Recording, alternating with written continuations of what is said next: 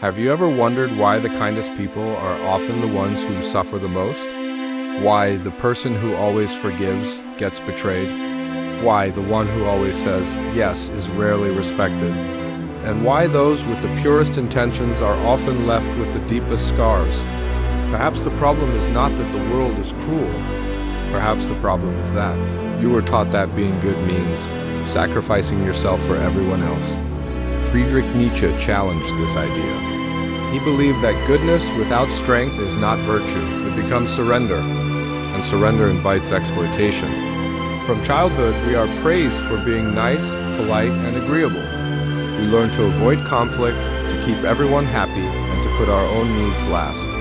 It sounds noble, but over time, something dangerous happens. People stop appreciating your kindness. They begin expecting it. What was once generosity becomes obligation, and what was once compassion becomes permission for others to take advantage of you.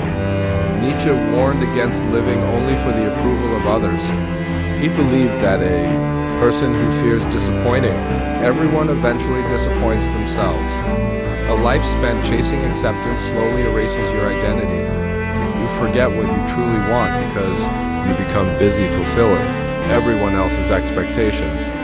A person who cannot say no eventually loses the power to say yes to their own dreams. This idea is echoed by Marcus Aurelius, who reminded us that our peace depends on governing ourselves, not on pleasing the crowd. And Carl Jung observed that the parts of ourselves we suppress do not disappear, they return in unhealthy ways. It often returns as anxiety, resentment, or emotional exhaustion. Epictetus taught that no one can truly control you unless you hand them that power. Every time you betray your values just to keep someone comfortable, you give away a piece of your freedom. Freedom begins the moment you stop apologizing for protecting your peace. So ask yourself a difficult question. Are you truly a good person? Or have you simply become afraid of conflict? Do you forgive because your heart is strong? Or because you fear being alone? There is a profound difference. The world does not need more people who silently sacrifice themselves until nothing remains. It needs people who are kind enough to help, wise enough to recognize manipulation, and courageous enough to walk away when respect disappears. Remember this: kindness without boundaries becomes weakness. Compassion without self-respect, self-destruction. And goodness without courage becomes a prison. Protect your peace. Guard your dignity. Speak the truth even when your voice trembles.